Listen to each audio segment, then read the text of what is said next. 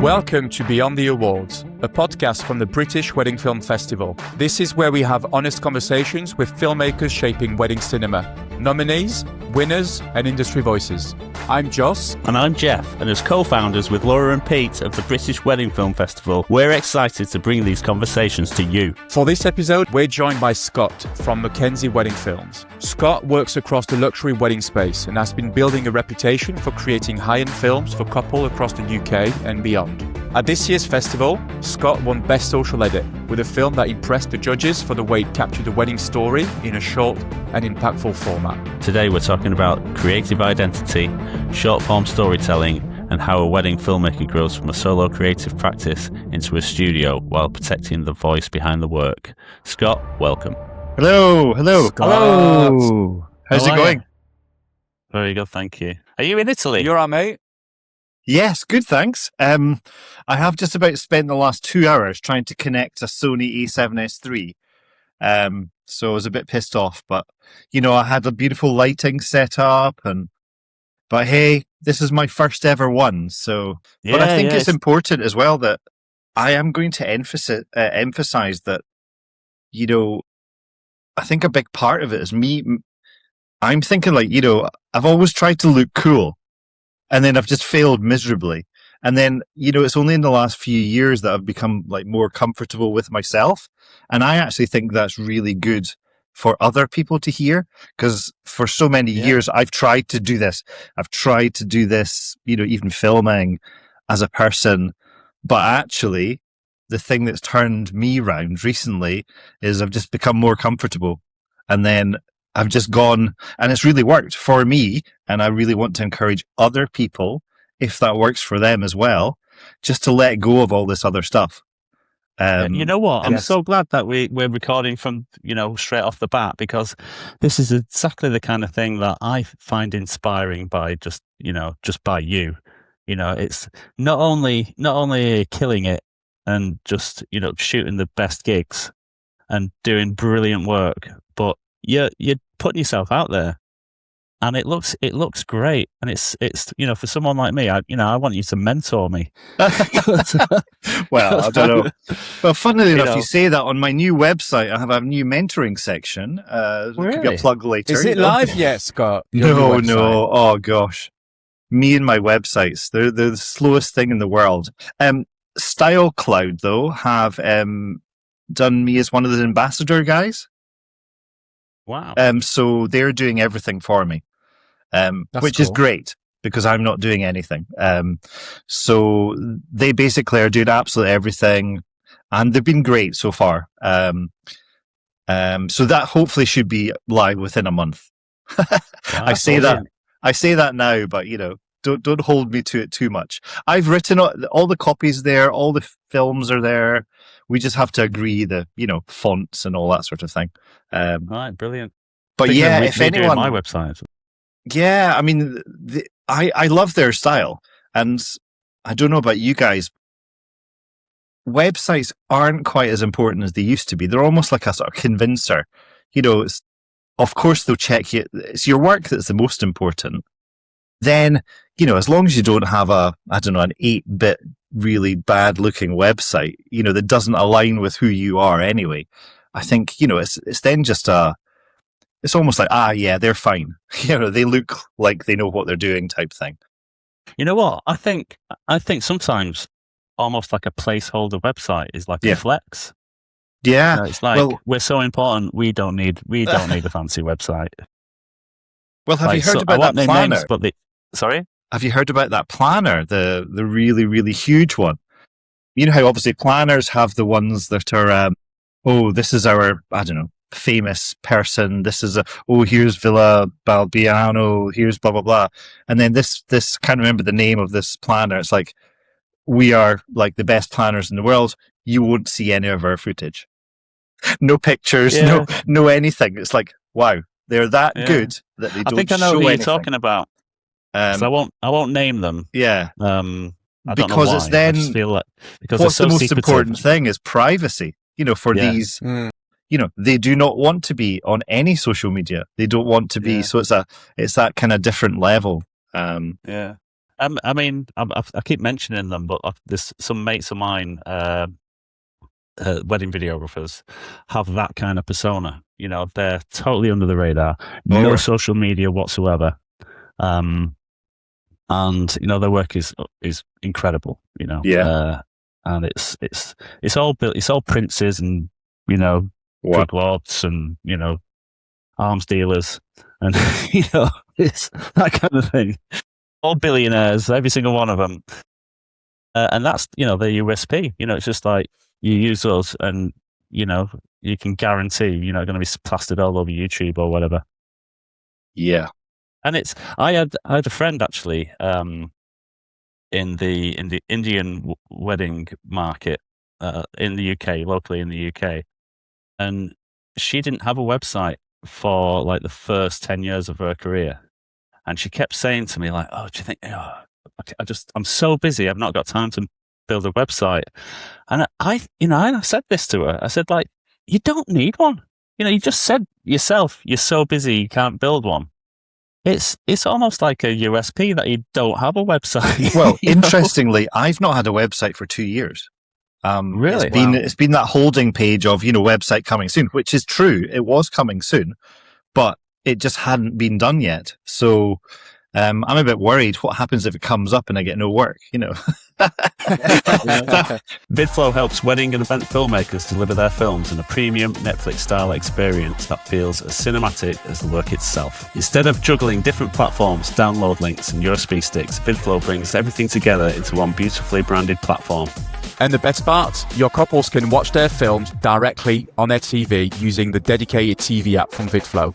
No HDMI cable, no USB sticks. Just open the app and press play. If you want your delivery experience to feel just as premium as the films you create, visit VidFlow. Well, on that subject, I look at my website. You know, I remember I built my website probably 2 years ago because the one before that was so basic. It was all white with just some pretty pictures. And I looked at all my friends' websites, you know, with the video background and stuff, and I thought, oh God, I've got to bring myself up to date. So I built one of those. But now I'm like lost in the wilderness because I just look like all the other websites. Yeah. And if anything, if you look at Plus Two's website, that's more similar to the one that I got rid of. And I just think I should have just stuck with what I had. Yeah. I suppose you're almost like looking around to see what everyone else has got, and then just almost like copy what everyone else is doing. So, and that's the wrong thing to do. Yeah, it's good to stand out. It's good to be slightly different if you can. That's what I think, anyway. I genuinely believe there'll be no more need at all for a website anyway. Yeah, like I know that for me, you know, it's so skewed. Like my contact form says, "How did you hear it or find me?" And then even someone that will say, "Well, what is it? Google?" I don't think it'll be Google. It'll be like they'll have found me on Instagram. They'll have found a film on YouTube or something. They then happen to click on the website and contact me that way. But it's not. I don't think that's how they found me in the first place. Yeah, I mean that's interesting. I do think that's right. And you know, all my contact the last few years, since I sort of took this different direction, has been all through Instagram. Basically, everything through Instagram. You know, DMs, messages, just all the time. My email address is on there, but you know, that's exactly how it works. Either straight to the email address or straight to DM. Yeah, and as you mentioned at the very start, it's. I mean, well, as I mentioned, that's so inspiring to. And the fact that you won Best Social Edit, I know. You're kind of my age, you know, I'm assuming. Maybe a bit younger. Spring chicken. And it's, you know, I was just talking to another friend of mine who's like...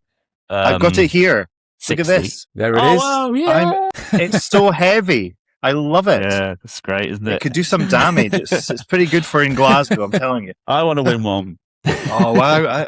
I was really shocked, actually. Really shocked.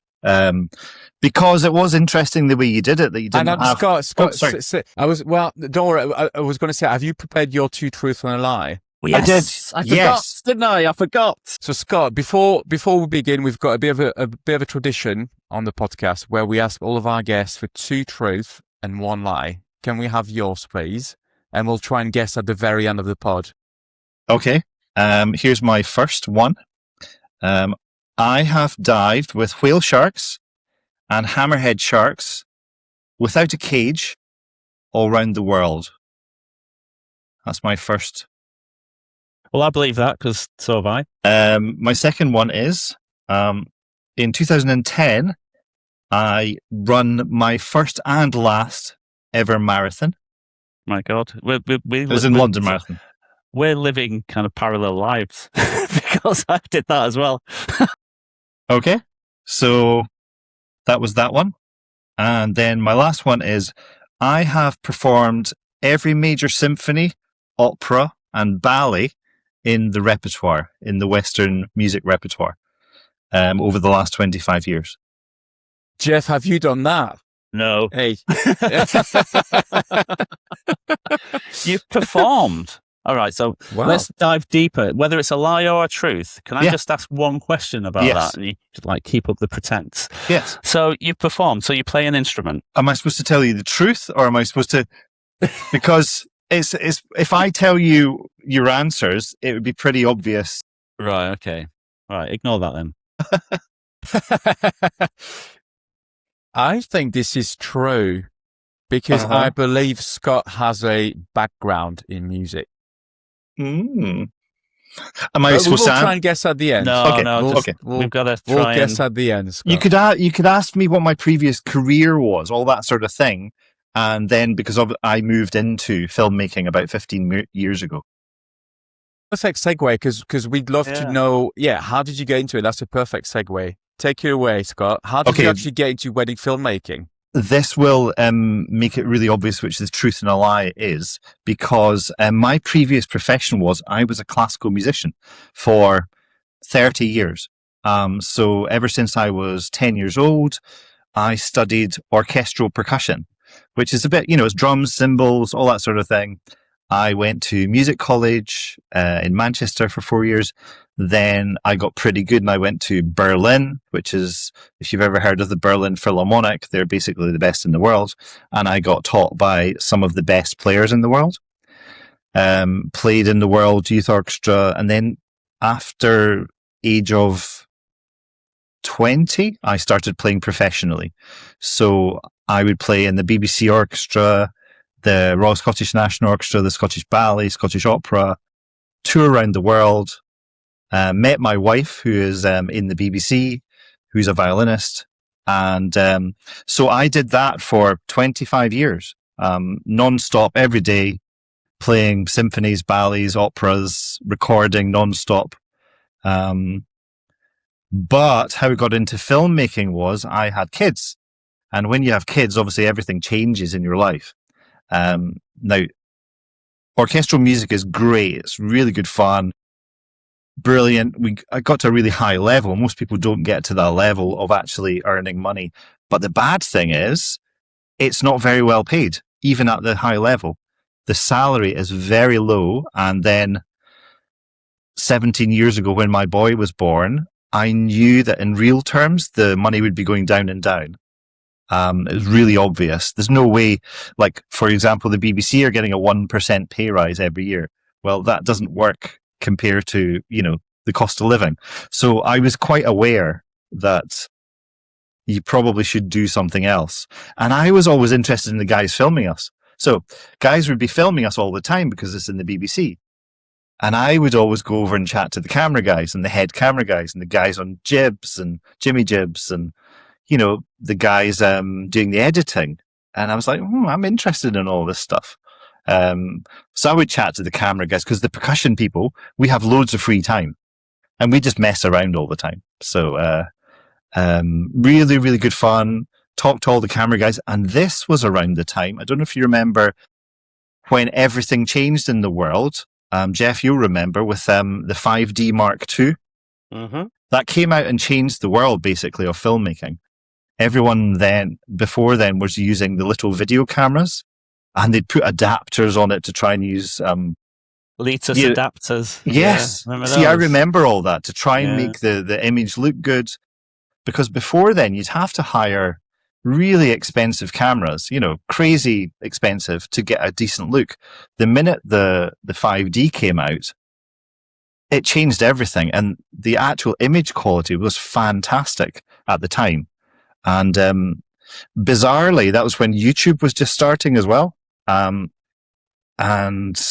I did a little promo for a hotel, one of these little sort of spa hotels, really obvious little 1 minute promo. And it was just, a model lying down, getting her massage, and then her swimming in a nice pool, just meant to be for their website. And they said, well, Scott, this is lovely. I shot it with the 5D Mark II the minute it came out. A nice 50mm lens. And they were like, Scott, can we put this out as a TV ad? And I'm like, yeah, sure. Yeah, I had got no idea about Clearcast, no idea how to take my files and then actually edit them. But obviously in Glasgow, you've got lots of post-production houses. So I just thought, hey, that's what they do for a living. So I said, hey, I'm brand new here, phoned them up, no idea. I've got these files. Can you make them work for television? And they were like, yeah, sure. Just give us the files and we'll come in and we'll edit them. A 30-second TV ad. So that 2-day job for me went on TV and I got 10 grand for it. And I was like, Wow. So 2 days it took me, and I was thinking, hey, wait a minute. This is pretty good. I mean, it did cost me I think it was something like £800 for the post-production house, but I thought that was great value.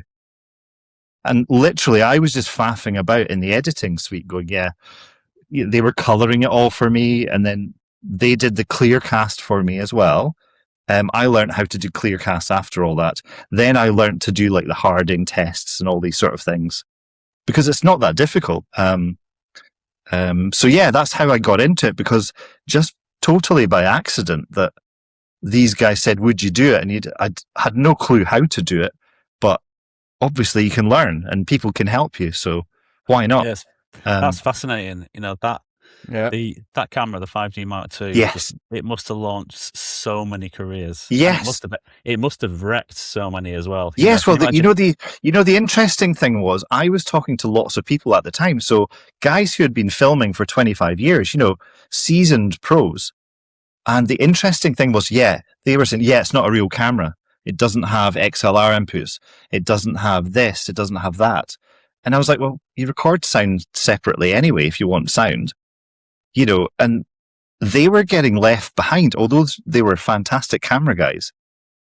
And I just bought it straight the minute it came out. And I was getting jobs over these guys. And then that made me realize it's got absolutely nothing to do with the gear and all that sort of thing. It's more to do with your attitude moving forward. It's like, if you stop and go, I'm not doing that. That's not a real camera, or that's not your clients don't care. They actually don't care if you've worked for 10 years either. You could have just been brand new out of college or a kid out of school. And as long as your work is great, clients do not bother at all.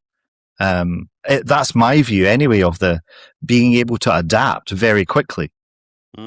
Yeah. I mean, how did you move from a TV ad to shooting a wedding? So what I did was I thought, because I was still playing all the time, then friends of mine were getting married, and I thought the best idea, I was practicing all my life. So how you get better at instruments is to practice all the time.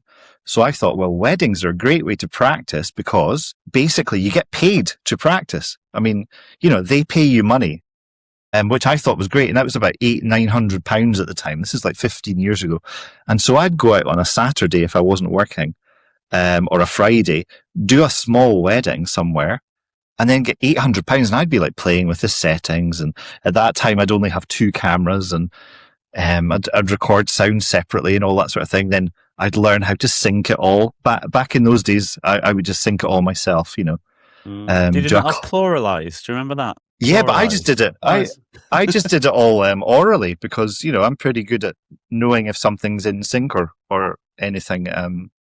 So yeah, I enjoyed it, and I got paid to practice, it was great pocket money back in the day. And then over the few years, I would play and then I would do weddings as well. So there was a good crossover for maybe 10 years where, I didn't consider it as a main job. I consider it as a second job.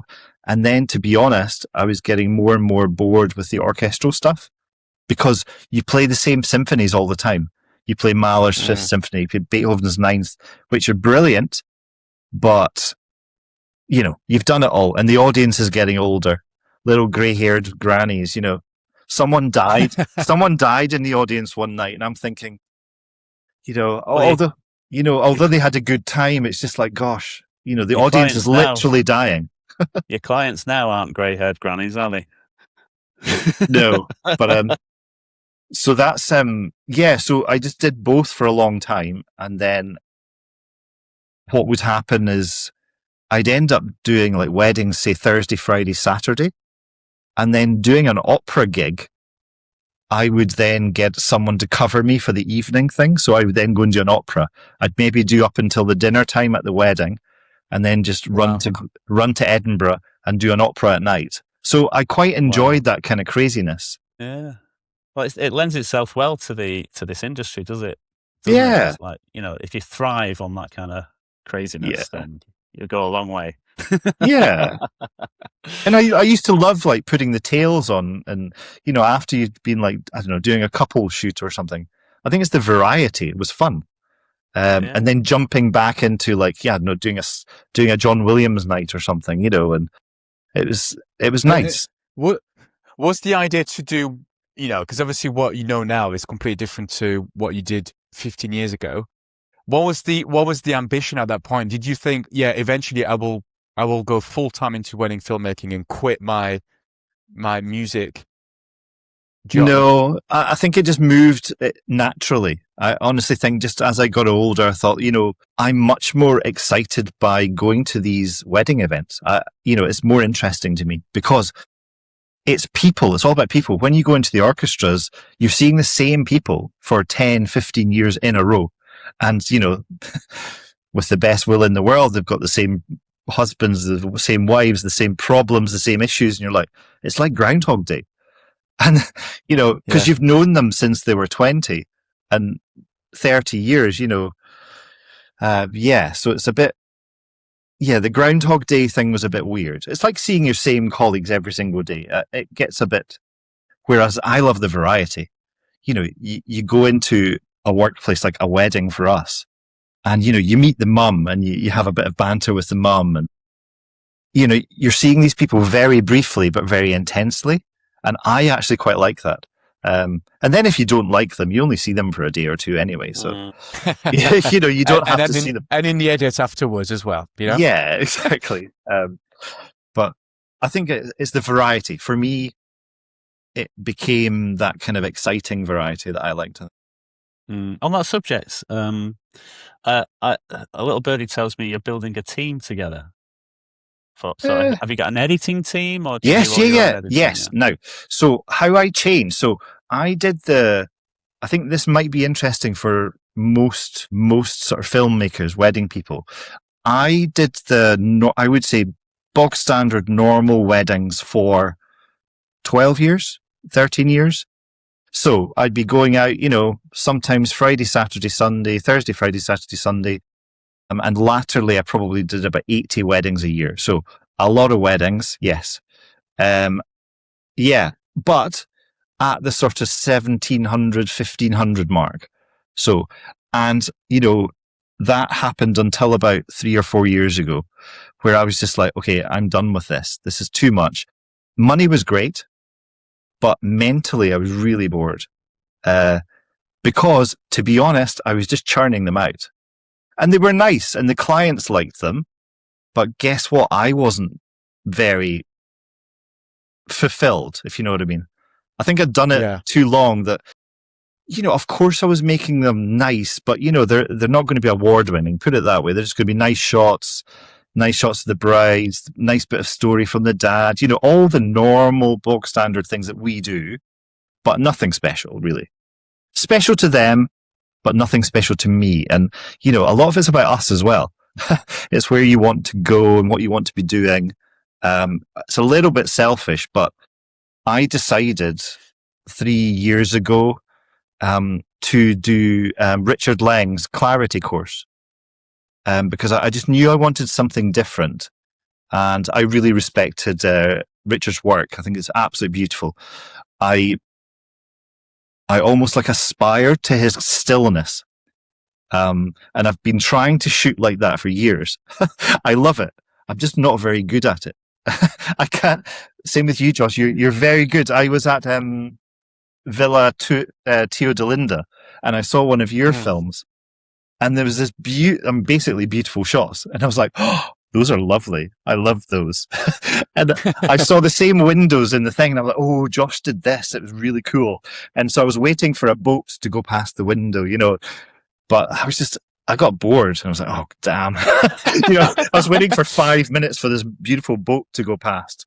One of the biggest things about a static shooter is patience. Yes. You have to be so patient, which I am, but that's we've been on many podcasts, and we'll go back to your story, Scott. But one of the most interesting things I'm getting from people is like, we all see inspiration we try to emulate certain things.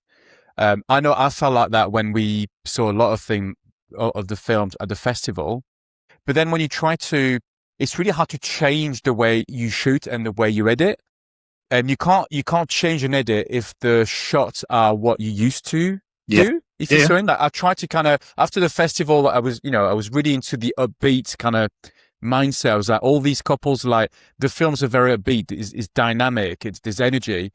But my shots are not that. My shots, I felt, and it's a personal thing, I guess. Maybe it would work, but I felt like it didn't. I was trying to retro engineer an edit from my shooting style. Yeah, definitely. And I just that didn't work, So it's interesting. So going back to your point, you were really appreciative of Richard Lang's films.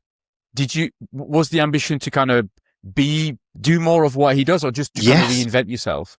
It was just, I love his films. I love all these people that do really still amazing, beautiful, locked off work. I aspire to that, but I'm just not very good at it. I just can't do it. I've tried for years.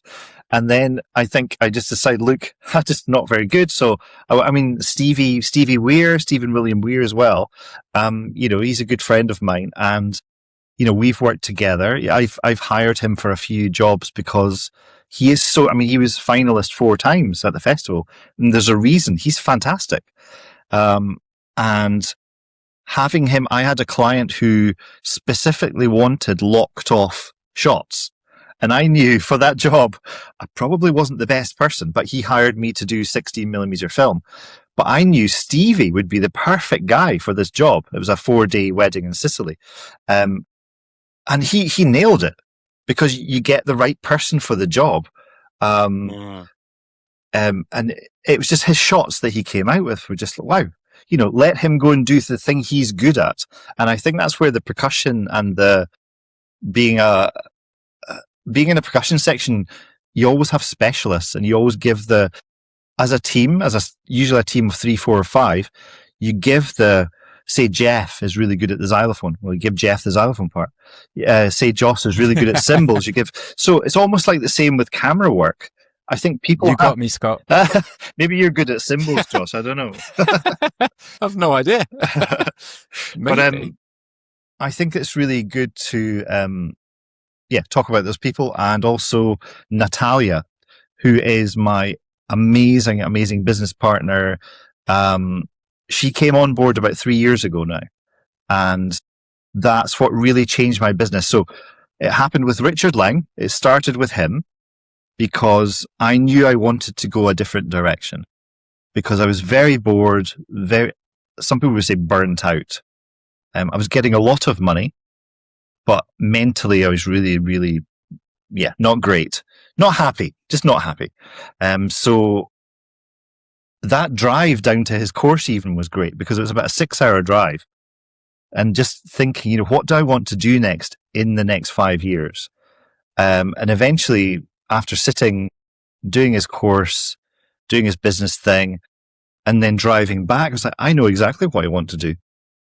And my direction is this. And my direction was, I love drinking wine, red wine. I love the heat. I love sitting by a pool. And I thought, well, what I would love in the next 5 years is to go to Italy, Tuscany, all the time, do a little bit of work, a couple of days wedding, and then stay for a day, have some beautiful wine, beautiful food in a little piazza, and then fly home. And so the quality of life would be much, much better, and I would enjoy myself more. So Italy, south of France. I thought I'll target 2 areas, and then see how it goes. And so I did that. How did you go about doing that, Scott? Because it's one thing to have the ambition to do it, but how did you get it done? So how's this Natalia fit into this? Yes. So it all happened around the same time because, so how I did it, I'll work backwards, that as a client, if you're getting married, say you're a destination person, you're from England or you're from America, you're getting married in, a villa on Lake Como, how do you find your videographer? So you have to have that footage. You have to see it.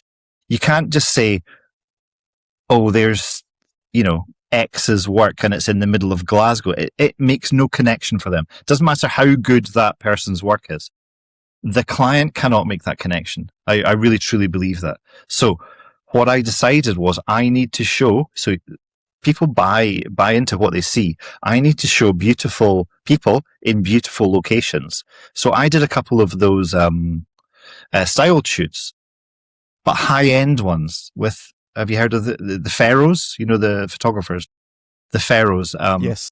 Yeah. So they're very, I did their first ever styled shoot. Very expensive, but also very high-end couture dresses, very beautiful locations, as you would expect from them.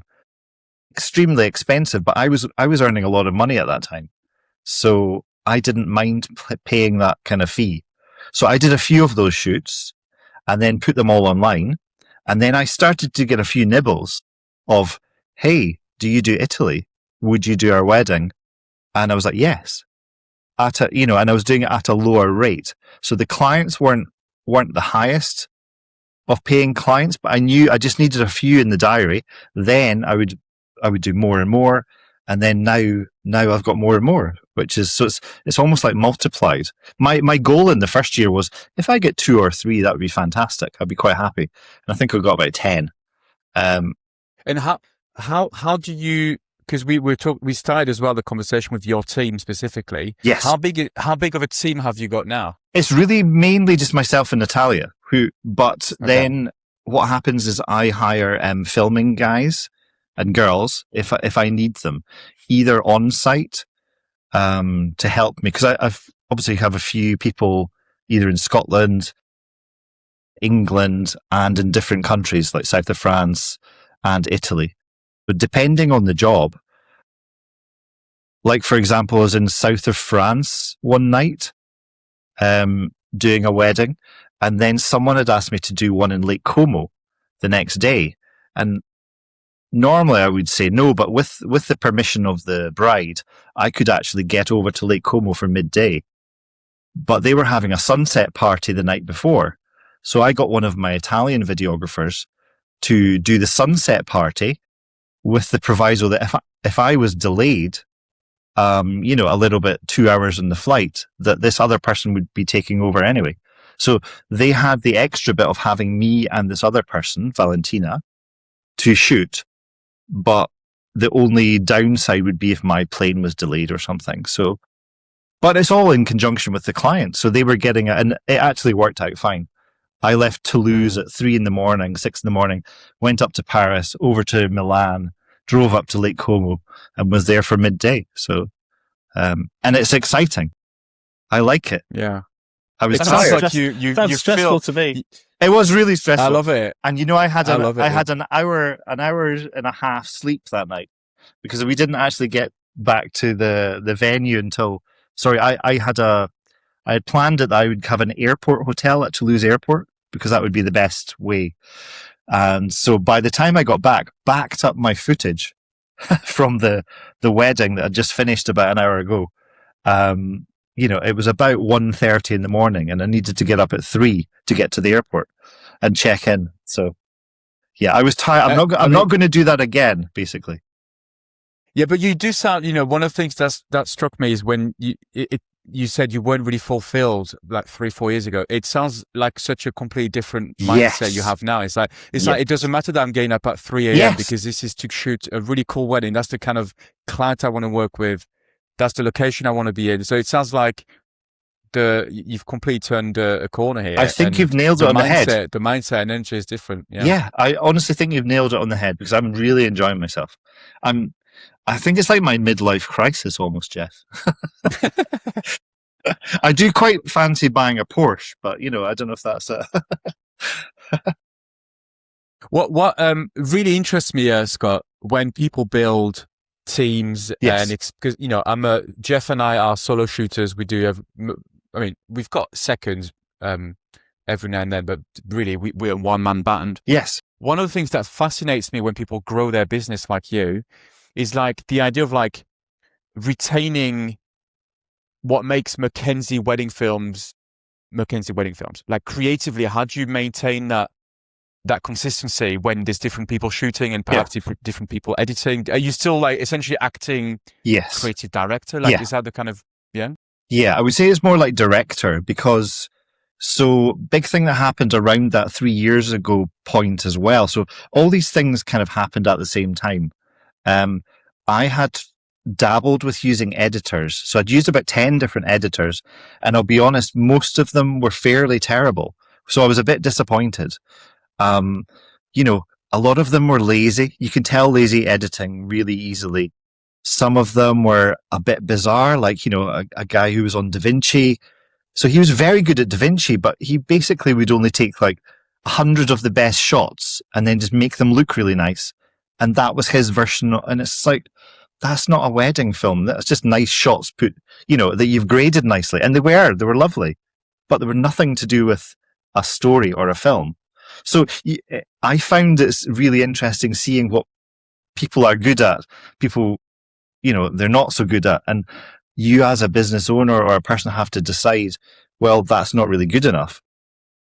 So it was a bit of a tricky time. And then, how you get people emailing you all the time, hey, I'm an editor. Hey, I'm an editor. Most of the time, I'll just have a quick look, and most of the time it's a no. But then I saw this person, and I saw their Instagram. It's like, wow, that's really, really good, actually. Majorly good, like very good. There's something special there, and I could tell it instantly just by their own social edits.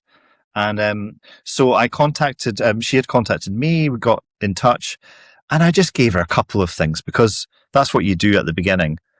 And again, came back, wow, this is really impressive, like shocked impressive. And I was like, she made my footage way better than it was, if you know what I mean. So she took my, say, average footage and made it up a level, like way better than what I could do. So I think that annoys me when I hear about, especially photographers, and I say, oh, you got someone to help you edit. Oh, no one could ever edit the way I do. And it's just like, oh, I find that such an ego. It's like, don't you think someone could probably edit a lot better than you could do? And the same, and I feel that's the same with us filmmakers. It's like, wow, you must have guilty of it, Scott. Yeah, you must have totally a massive kind of thing that thinks, wow, I am the only person that can find this. And you know what? I need to say this to everyone. If you find the right person, they can elevate, they can make your footage better. They can make your stories better. And that's what I found. If you find the right people. So I was really, really, really happy. So we started slow. We did a few things, and then she has gone more and more. She does most of my teaser films. Did you see the one from France the other day? That I did the skiing one. Megève, the skiing one. Oh, the skiing one. Yeah. That was so cool. We put that out a few days ago. I think it's fantastic. It is. But if you look, we worked in conjunction because the original version of that is nowhere near what it is just now. I said, no, that it's really good, but we need to change the order of it. All the elements are there, but they're not in the right order. and the music was wrong. I won't tell you what the music she put on, but the music was just wrong. And it lowered, I said this to her, it lowered the value of the footage. The footage is, I think, pretty good.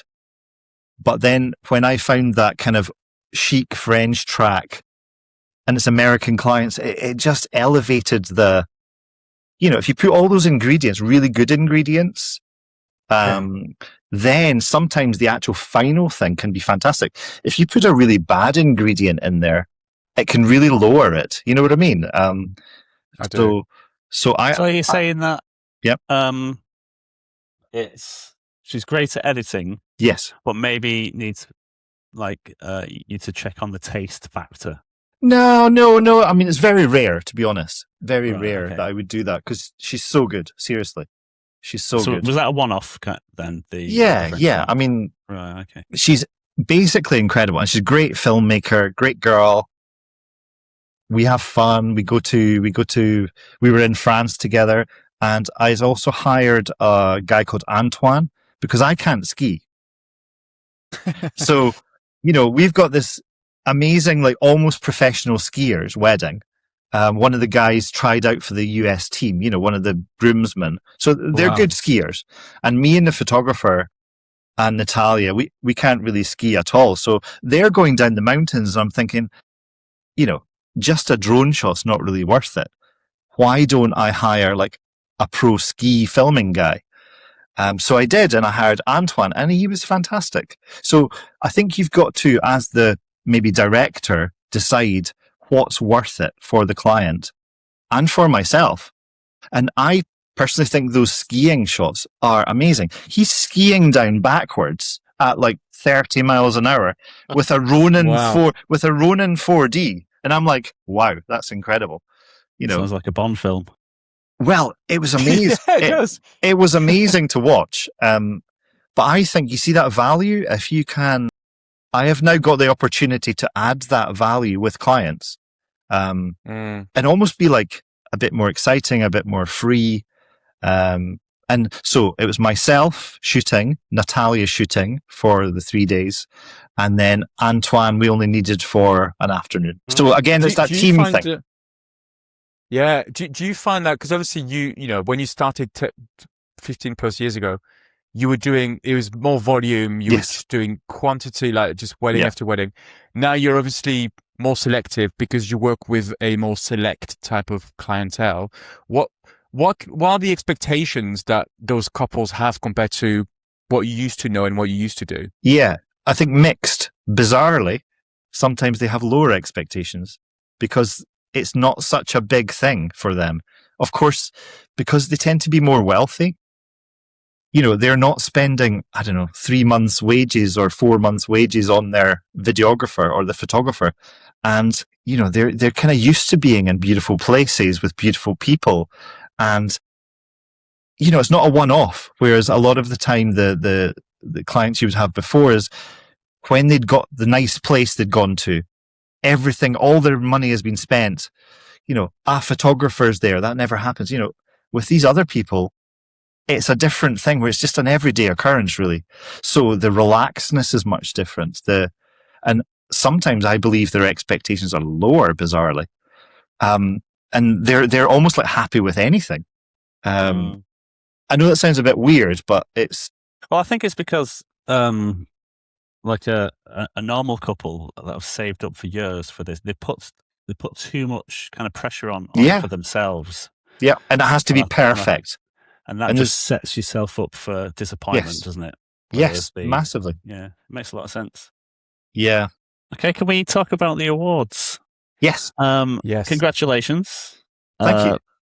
Personally, one of my favourites out of the whole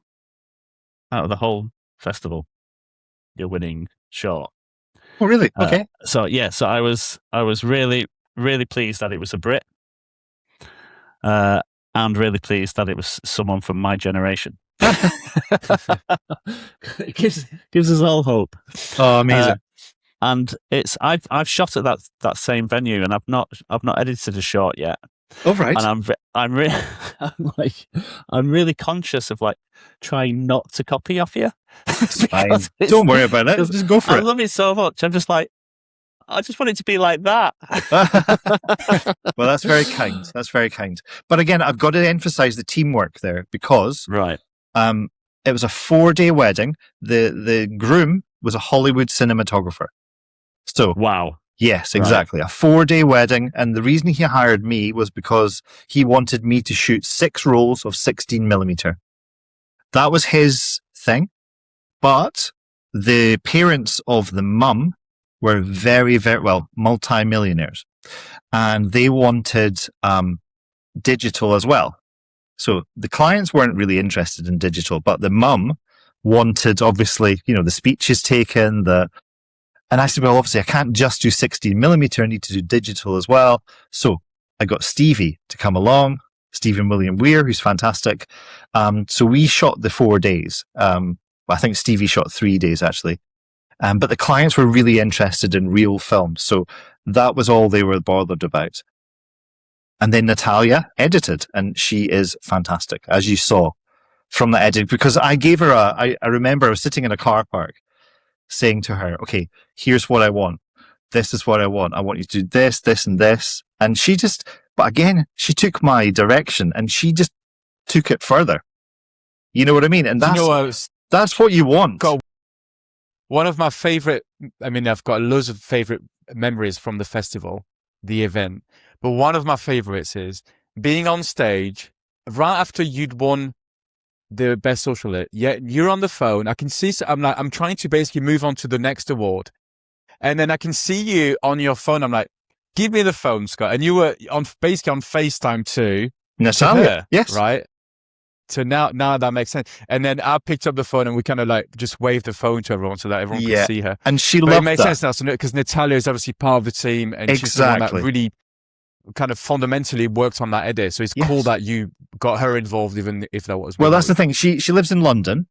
She's Ukrainian. She moved over when the war happened with lots of her friends. But she had just by chance she'd gone over to visit her mum. So she wasn't available. Normally she'd be up there with me. And she's already said she's going to come next year. Because, she's such a big part of everything. And again, it's that leaving yourself, try and let yourself out there to what can people do for you? What can other people, they can elevate your business, and that has 100% happened with me.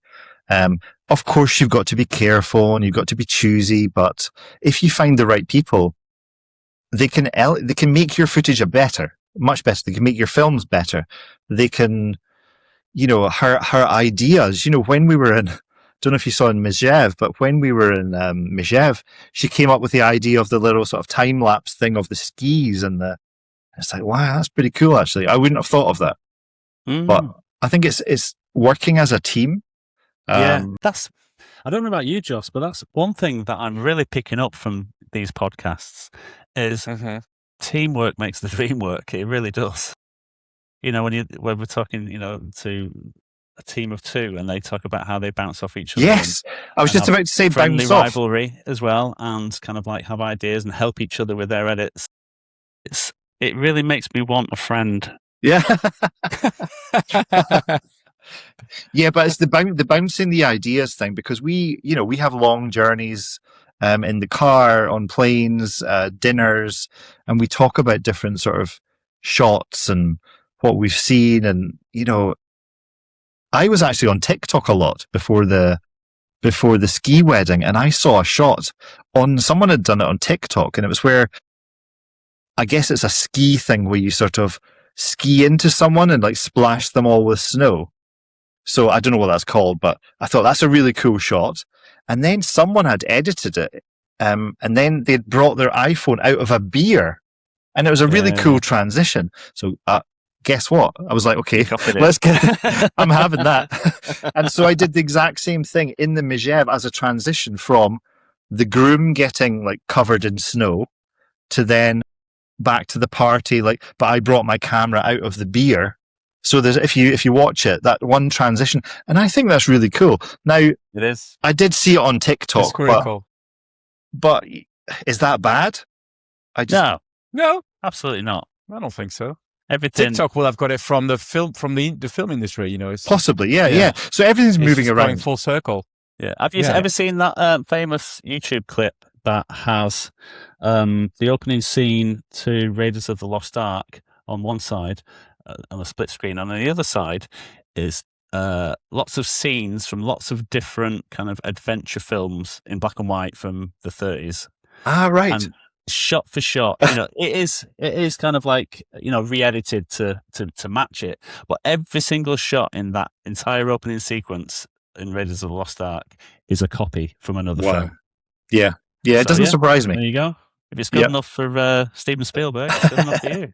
Yeah. So, really excited. Loads of, even in the last couple of days, that Mackenzie film, which maybe put out about 5 days ago, has got me loads of potential work, loads of really big things, which is lovely. Not all confirmed yet. I think we've confirmed we're actually getting in Vogue France as well. Actual for real, nice. not the pretend buying one that everyone does.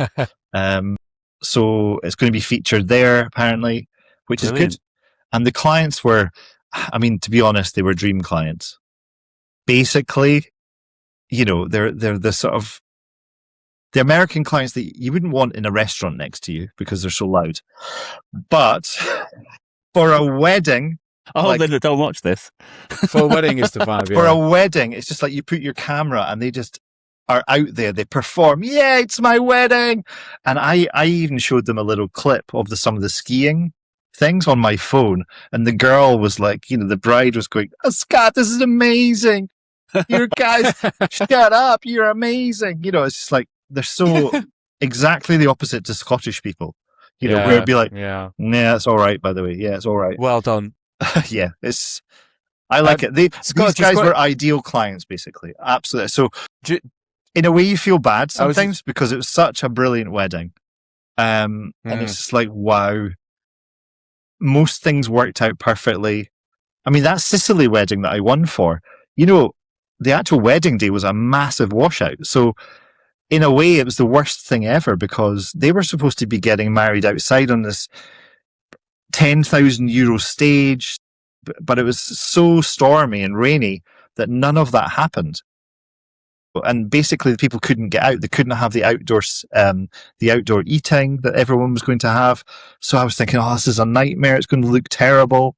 But luckily, we got a bit of sun later on.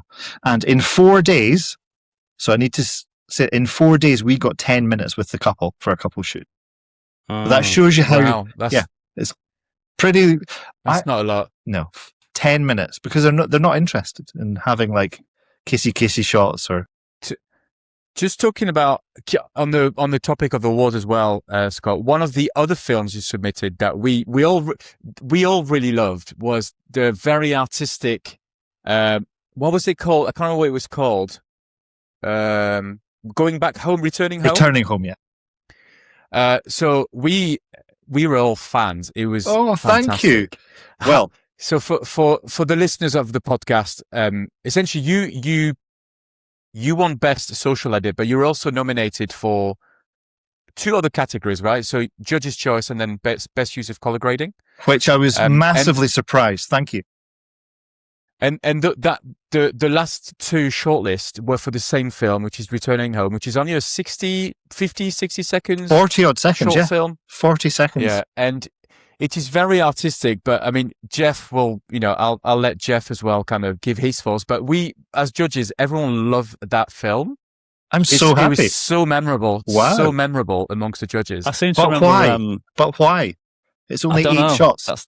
That's. I wish I had the answer to that because it just interested me, and I just thought, oh wow, this is different. And I guess as judges, we are guilty of being attracted to something that's different to all the others, because you watch so many of pretty much the same thing. And then as soon as something comes along that just looks completely different and you just think, even though I don't get it, I like it. And I seem to remember Philip was a massive fan, wasn't he? During the round table, we were like, we were umming and ahhing because we thought, as a judge's choice, we thought we almost argued about what judge's choice means.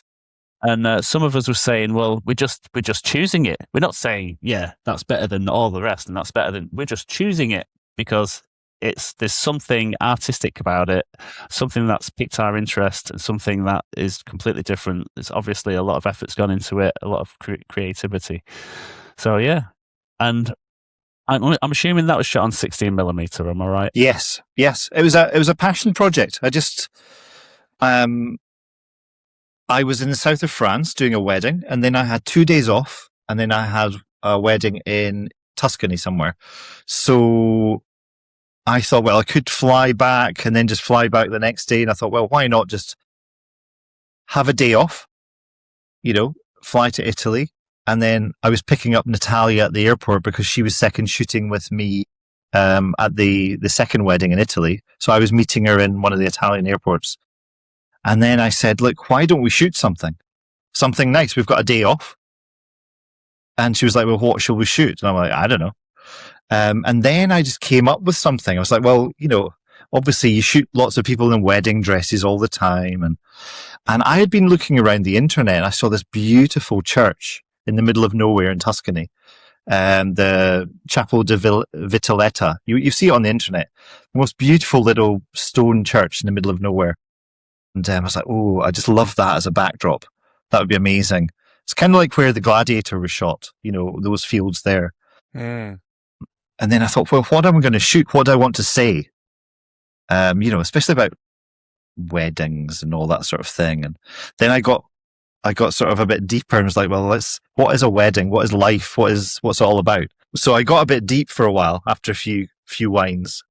And I was like, well, it's all about life and what is life all about? Because the wedding is a part of that life. It's a small part, but you maybe meet your partner, and you have children, you move on, and actually then you die.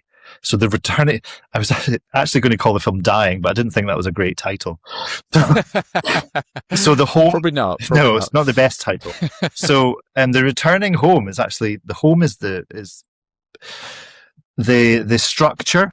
The home is referring to anyone's home in their lives, where that feeling of home, that could be your childhood home. It's where you grew up, you then moved on, you move on through your life, you meet your partner, and then you go through life. So the words were from Queen Elizabeth II. It was a little quote that she said in 2010, I think. And it was about around an Aboriginal saying. So basically it's talking about life, that we're visitors. So we are all visitors to this time, this place, in this, this is 2026. We're just passing through. If you think of all the generations, all the thousands of years of people who have passed through for maybe 50, 60, 70 years. What is our purpose here is to observe, to learn, to grow, to love. And it's just like, wow, imagine almost like encompassing a whole life in about 3 sentences, what life is all about. And those words really resonated with me. Because I suppose it's the journey thing. I'm getting older as well. Some of my friends have died recently, unfortunately. Guys age 52, they've had a heart attack or a stroke and died. So my thing with that is that, just make the most of it. You don't know what's going to happen. So that was my message, is just, hug those people next to you, go out, do whatever you want, whether it's making bonsai trees or, tinkering with your car, whatever your passion is, go for it. And at the moment, my passion is going this direction for the next few years. But that little film, that 40-second film, was kind of for me, but like as a wee message. And if some people got it, great, fantastic. And if some people decided themselves that, you do see those things on TikTok, in 100 years, no one's going to remember you. So, just go out there and do what you want, whatever that is. So that's why I made that little piece. And I was really proud of it. There was only about 5 of us, and we shot it in about 3 hours. And it's only one roll, of 16mm, which is 2 minutes long. And also, I messed up so badly. Because it was like the middle of the day, which is really bad to shoot with the shadows, and then it was a one roll of 50D, and I had to load it in a field. And with the Bolex, you're not supposed to do that because of the light leaks. And then you're supposed to, roll it on about 15 seconds so you don't have any of those light leaks. I forgot to do that. So you see those light leaks at the beginning. That was the second shot we did of that walking towards. And we only did 2 shots of it because you can't waste film. And that was the second shot because the first shot was unusable because it was just bright light leak.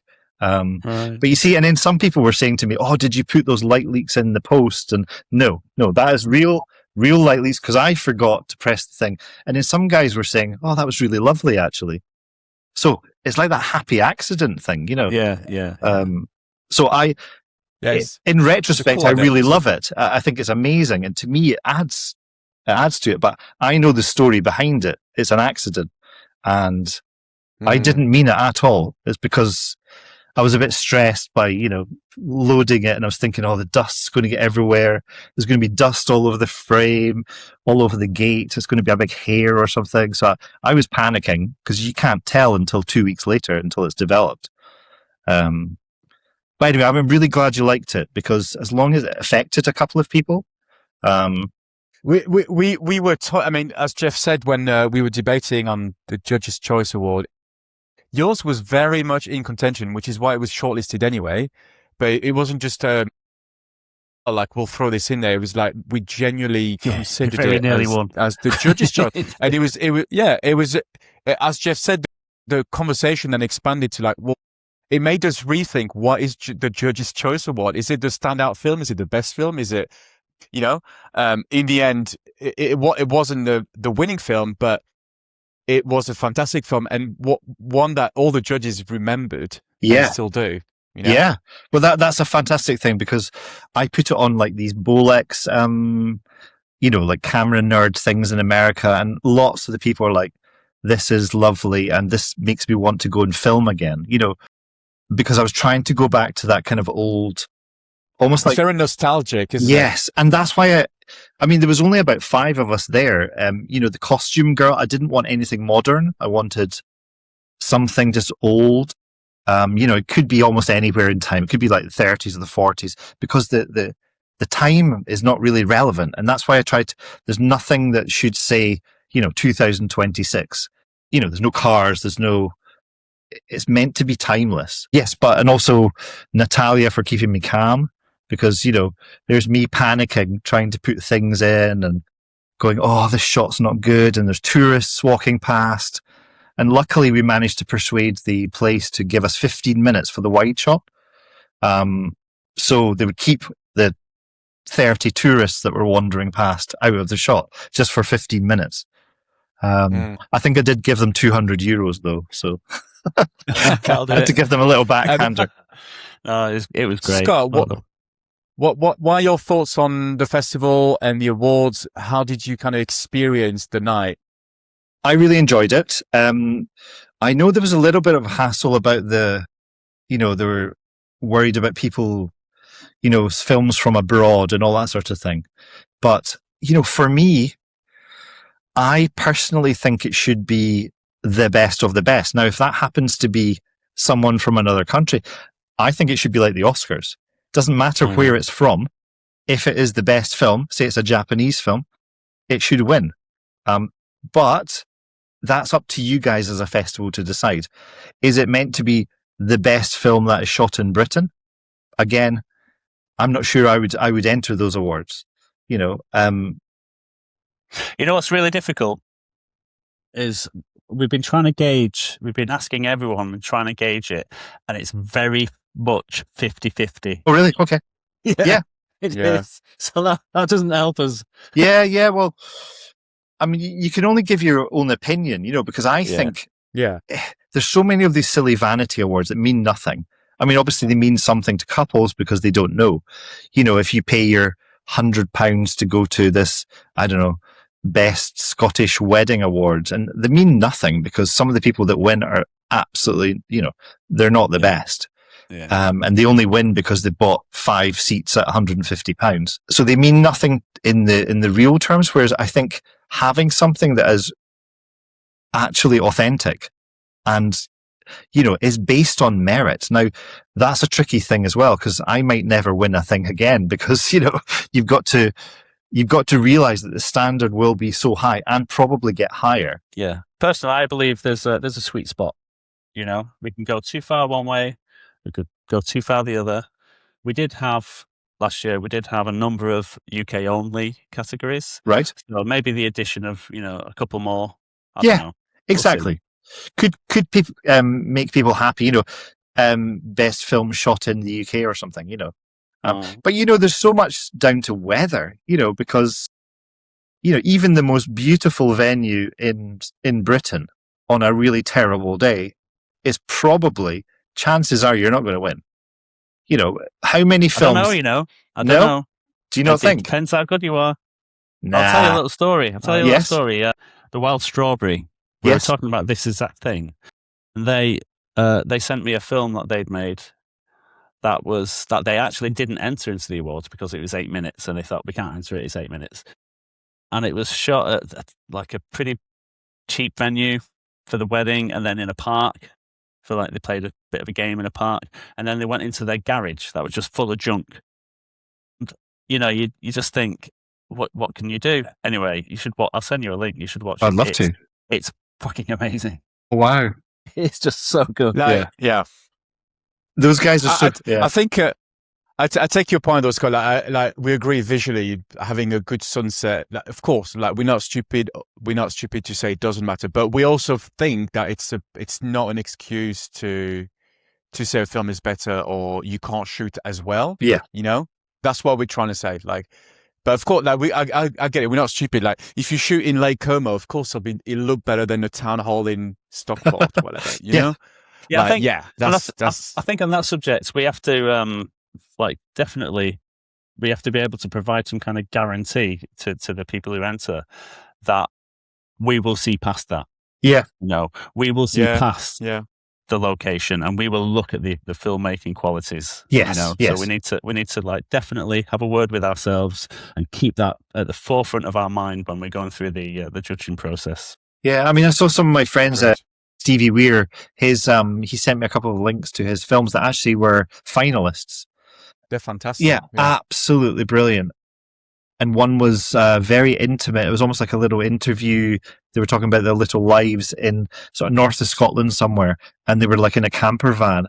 It was actually, for me, I'd find that really difficult to shoot because it's like, it's a camper van in a sort of rainy day in Scotland. It's like, but he nailed it, and he was a finalist, and quite rightly so, because the film was fantastic, beautifully shot.